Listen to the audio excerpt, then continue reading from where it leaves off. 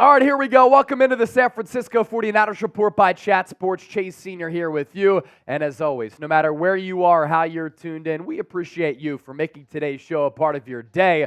The rematch is here for the San Francisco 49ers. It is Eagles week. And coming up on the docket, the best Niners-Eagles preview in this rematch of the 2022 NFC Championship game that you will find right here on YouTube. So many fascinating storylines, so many keys to the game and matchups to watch between the two top teams in the NFL, in my opinion. And what's very fascinating about this ball game, the Niners are traveling across the country.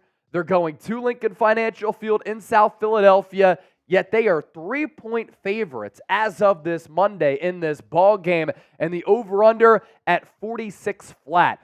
Kickoff set for the late afternoon window, 4:25 p.m. Eastern, 1:25 Pacific for those of you watching on the West Coast. We will be live here on the San Francisco 49ers Report for another watch party, and it's going to be a blast, the best place to experience game day outside of being at the actual game. And I want to go back to the line here. San Francisco favored by a field goal. Here's why I think the Niners are favorites in this matchup, because I do believe that Philadelphia, 2 consecutive wins against the Kansas City Chiefs and the Buffalo Bills, they're really playing good football right now. But San Francisco is playing better football. They also have the rest advantage over Philadelphia going into this week. The Niners, they dump trucked the Seattle Seahawks on Thursday, on Thanksgiving. Philadelphia played on Sunday, went into overtime, had to come back from 10 twice against the Buffalo Bills, and ended up eking that one out as Jalen Hurts ran it in from 12 yards out to give Philadelphia a 10-1 record and the victory. But in a game that's going to be decided on the margins, and in a matchup that features two teams that are evenly matched, I do think that rest is a big advantage for the Niners here. You also look at the point differential between these two ball clubs. San Francisco this year, plus 140, blowing a lot of teams out. Philadelphia at plus 64. They have had to come back, and they've played and won a lot of close games. San Francisco has the number 1 overall offense in the National Football League, going up against an Eagles defense that ranks 17th in the NFL.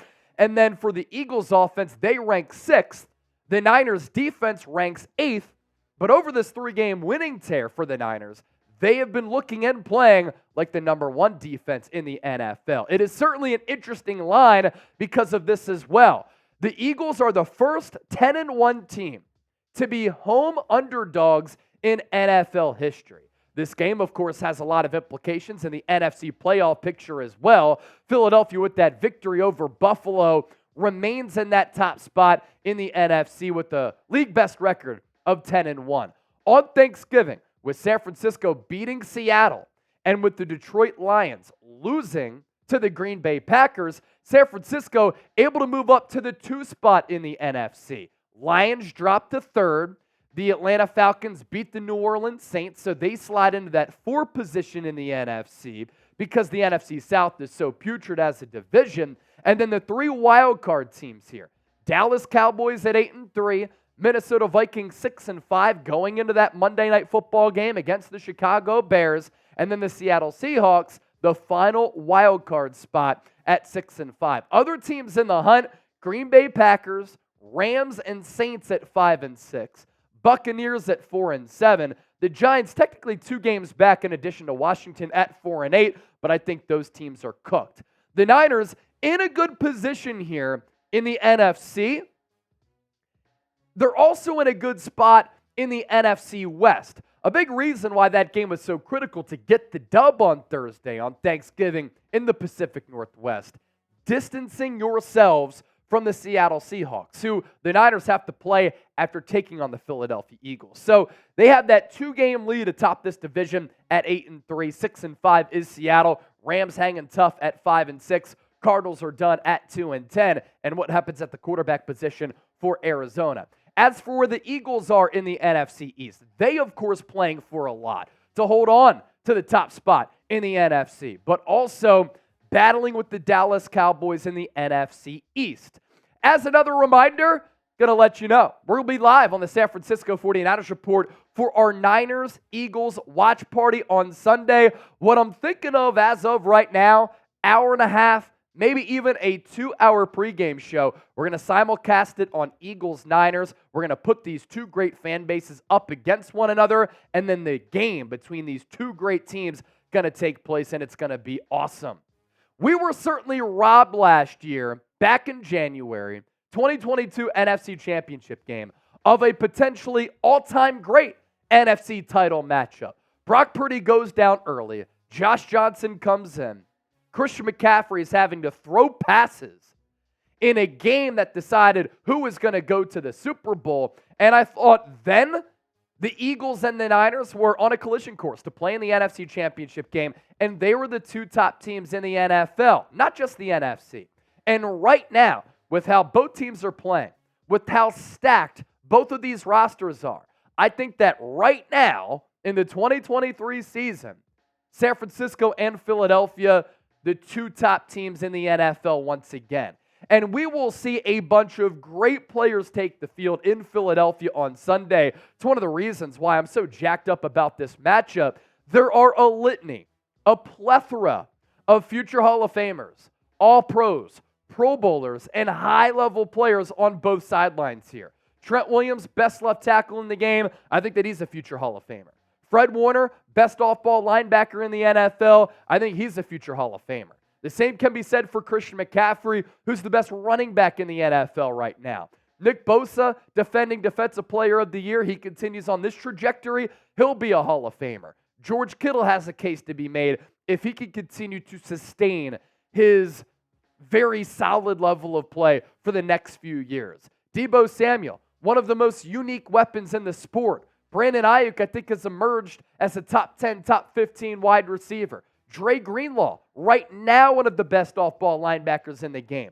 Brock Purdy statistically is number one in several quarterback metrics, which we'll talk about here on the show. And then special teams do matter. It's a third of the game. How crucial has Mitch Wishnowsky been? He's arguably been the best punter in the NFL. And then on the Philadelphia side, Jason Kelce, probably the best center of this generation. He's a future Hall of Famer. Lane Johnson has been the best right tackle in the game for several years.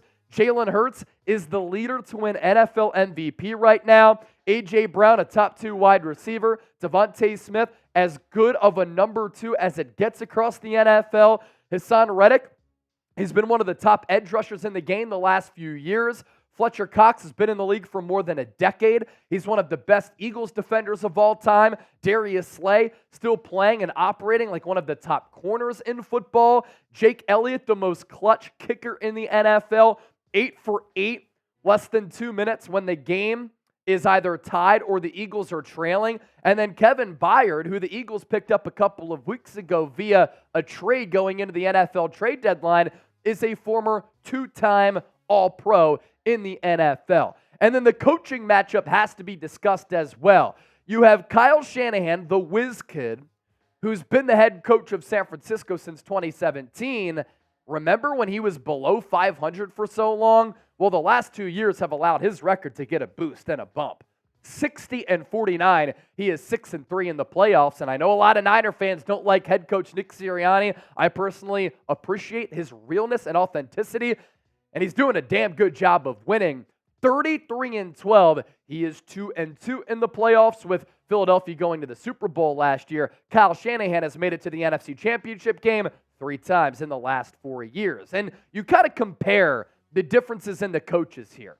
Kyle Shanahan, coach's son, comes from a family tree of coaches because his dad, Mike Shanahan, a Super Bowl champion with the Denver Broncos, longtime great assistant and offensive mind and offensive coordinator. Shanahan, more reserved, can get a little bit snippy with the media, and he's deemed as an offensive genius. Nick Sirianni has an offensive background, but he's more of the coach who does not call plays, by the way, likes to have his fingerprints on the game plan, manage the game. He's very aggressive, whereas Shanahan sometimes errs on being a little bit more conservative.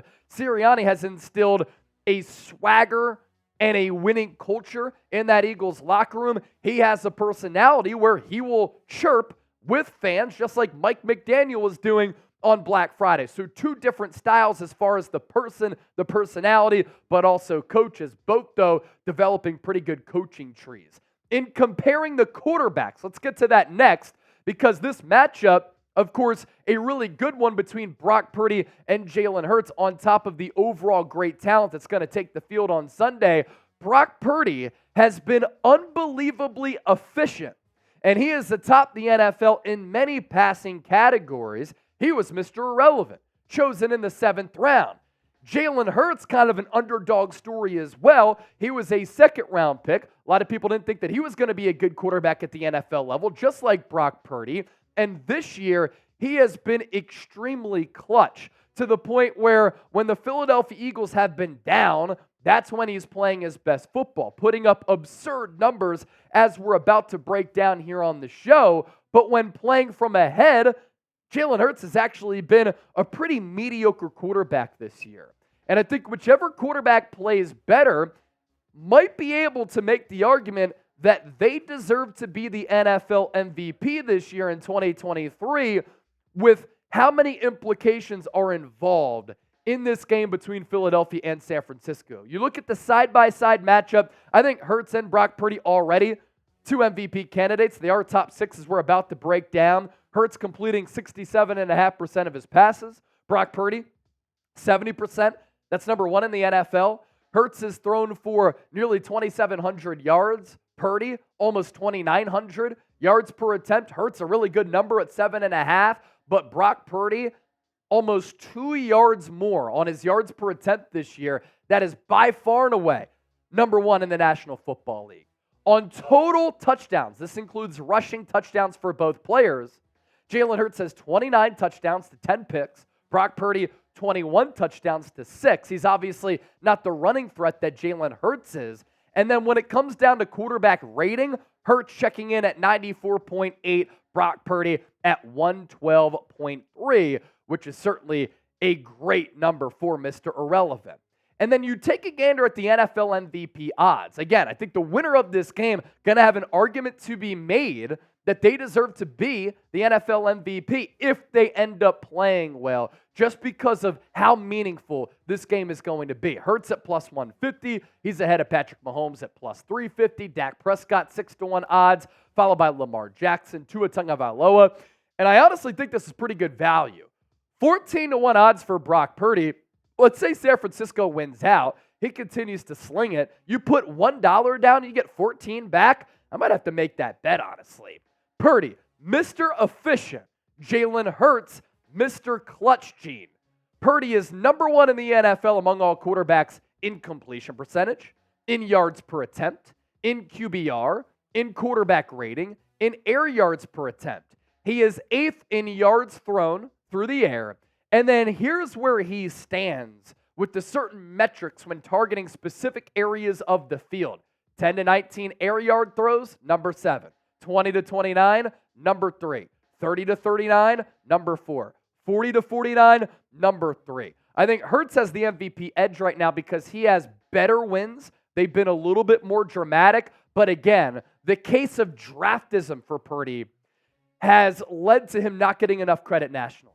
This guy is a special player. He looks to be legit. And if he was a first-round pick, everybody would be gushing about him. So that's the efficiency numbers from Purdy. The clutch numbers from Jalen Hurts. He has 8 straight wins when trailing by double digits, 13 straight wins against teams with a winning record, 7 straight wins when trailing by 10-plus points. He gave Patrick Mahomes his first home loss in November or December over the last 5 years. He outdueled Josh Allen in the rain and was unconscious in that second half.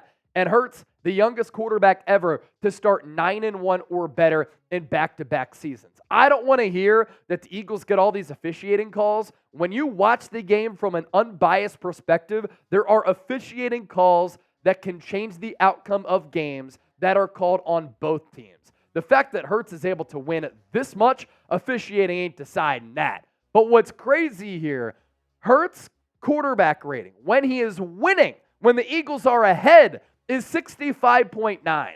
His quarterback rating when losing is 121.9. The drastic difference there really is hard to wrap your mind around. I mean, it's almost double here. So when the pressure is on, that's when Hurts is playing well. And we know that San Francisco does such a good job at playing from ahead. If they get ahead in this football game, is Hurts going to be able to come back, or can that defensive line pin their ears back, get after the quarterback, and that defense for San Francisco playing like one of the best units over the last 3 weeks? There are also these numbers when Hurts is trailing. This year he has 10 total touchdowns, 0 interceptions, a passer rating of 118.2, and he has 4 game-winning drives. So again, I think that this game is so evenly matched. And if San Francisco is able to take a lead, I want to see how Jalen Hurts is able to play against an upper echelon defense that the Niners do have. This is another big game for the San Francisco pass rush, as well as San Francisco's ascending secondary. They have to contain Hurts. They can't let him get outside of the pocket. Philadelphia likes to run a lot of quarterback draws as well. And I think those quarterback draws, something that Philadelphia really likes to run in the red zone as well. Niners, on the other hand, have a really good defensive line, and the secondary has played really, really good football because that secondary with Charvarius Ward and Ambry Thomas has been spectacular as well. So a big game for this Niners pass rush as well as this Niners ascending secondary because Ambry Thomas, Charvarius Ward, they've been playing really good football over the last couple of weeks. I want you to predict the score here between San Francisco and the Philadelphia Eagles in this NFC Championship game rematch. Let me know what you're thinking down below in the comment section. You know what I'm thinking about right now? I've had a long day at work. I'm really hungry, and I'm going to take care of that and appease my appetite with Factor meals. You should as well. Get 50% off using the code NinersChat50. This is a brand new sponsor here on the Niners Report. A big reason we've been able to grow, all of you. A big reason we continue to grow, all of your support. And without your support, we wouldn't be able to land excellent sponsors like this. This holiday season, you might be looking for nutritious, convenient meals to keep you energized on jam-packed days. Factor, America's #1 ready-to-eat meal delivery service, can help you fuel up fast for breakfast, lunch, and dinner with chef-prepared, dietitian-approved, ready-to-eat meals delivered straight to your door. You'll save time, you'll eat well, and you'll stay on track with your healthy lifestyle while tackling all of your holiday to-dos. Looking for special occasion meals during the holidays? You can level up with the Gourmet Plus options. You can skip the stress of meal prepping over the holidays with Factor. You choose from 35 plus weekly flavored packed, fresh, never frozen meals that support a healthy lifestyle and meet your meal preferences. You want a protein-heavy diet? They have that. You want vegetarian-heavy meals? Factor can offer you that as well. And here's the deal. 50% off using the code NinersChat50 at factormeals.com/NinersChat50. We'll put that link down below in the comments section as well as in the description of this video. So let's continue to move forward with the preview here. This is a matchup between two balanced teams. That's why they're the top 2 seeds in the NFC. And again, that's why I think these are the 2 top teams in the National Football League. You also look at how both sides of the ball match up with one another.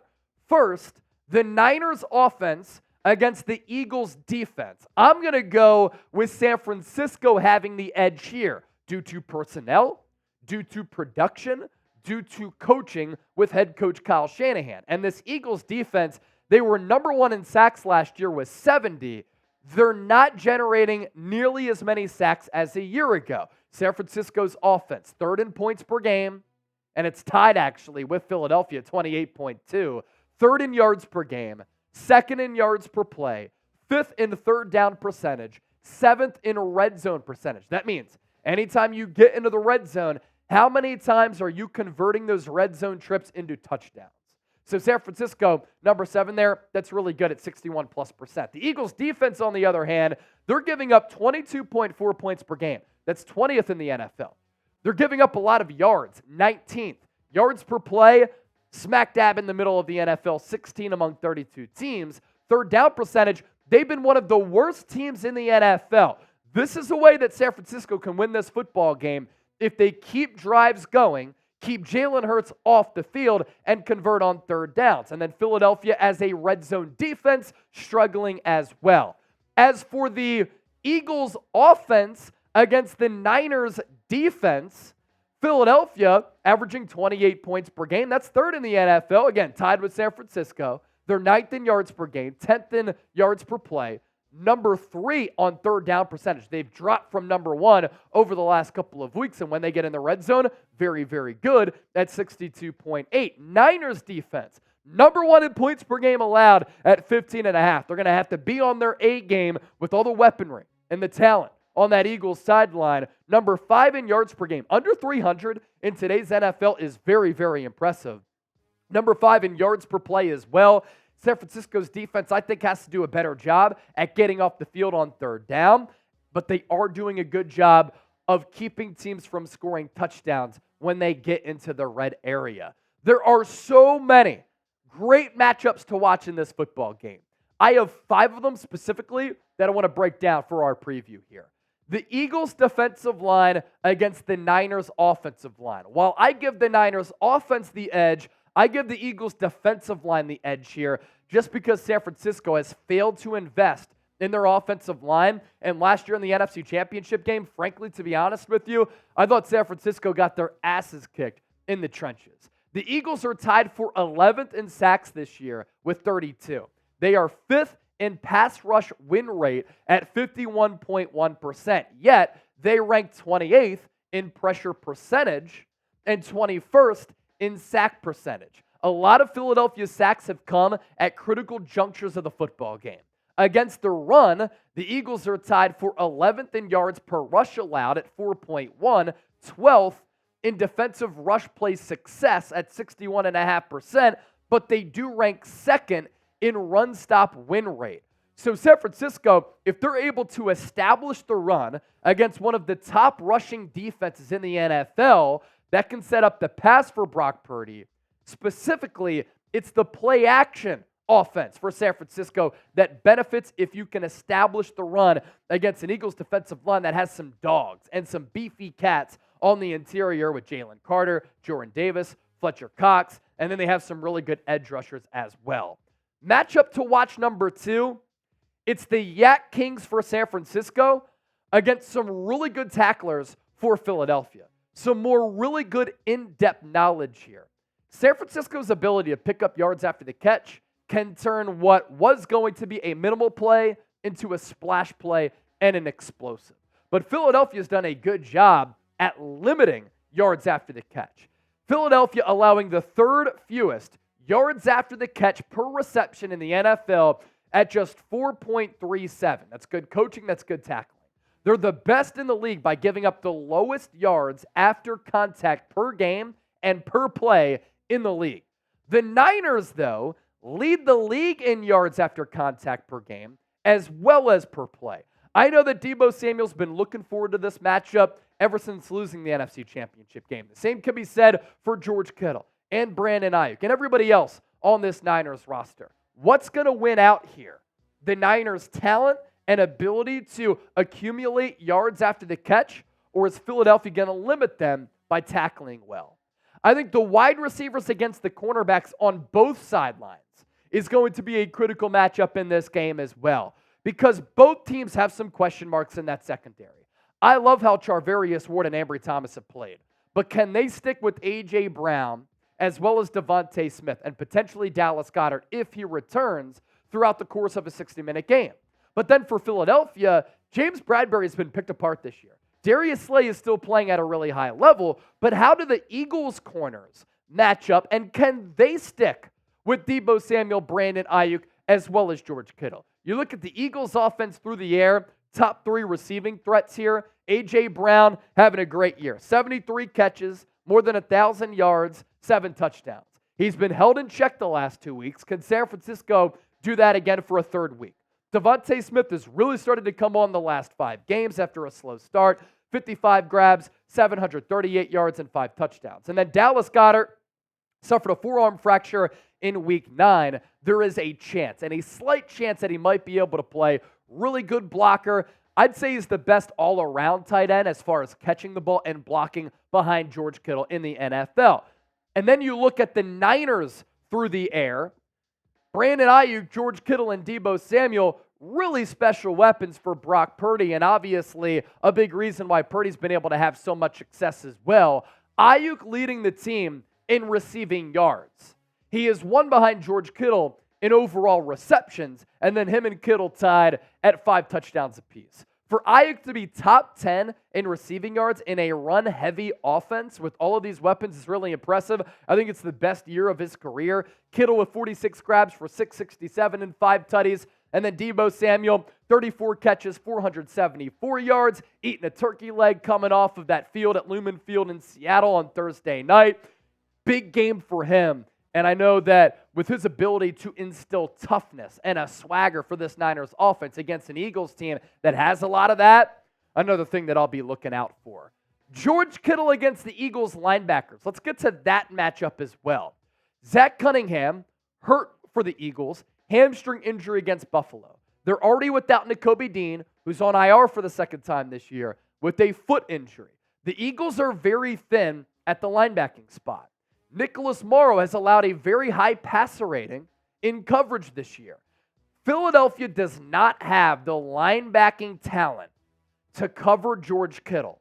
But because the Niners' offensive line can be the weak link and unravel this offensive unit, is Kyle Shanahan going to have to use George Kittle as an inline blocker? I hope that the Niners utilize George Kittle down the seam, down the numbers, down the heart of the field, because I think that is an advantage that San Francisco can pinpoint here. Just because the Eagles are so thin there, that's why they're looking at a player like Shaquille Leonard, who was just released last week by the Indianapolis Colts. And then lastly, Kyle Shanahan scheming up the pass game.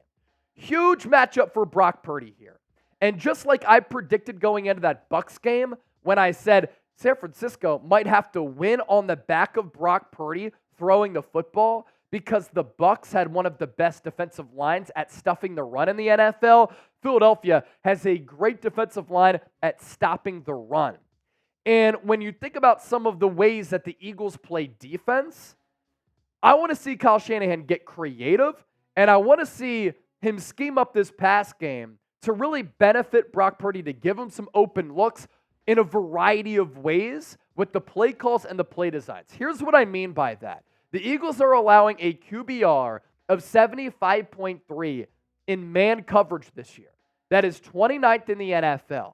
They are allowing a QBR of 50.8 when playing zone. That is 17th in the NFL. They've given up 16 touchdowns, or Brock Purdy, has an 85 QBR, which is 3rd in the NFL, and he's thrown 16 touchdowns, tied for 1st, and is completing 66% of his passes against man coverage this year.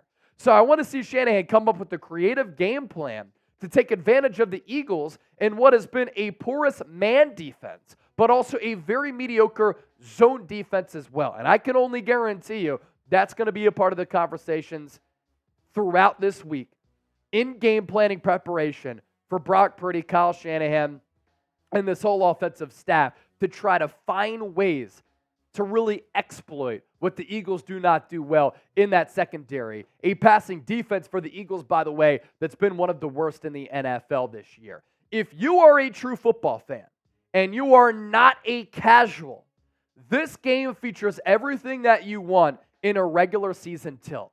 This is a heavyweight bout way back in the day when Mike Tyson was in his prime as a boxer.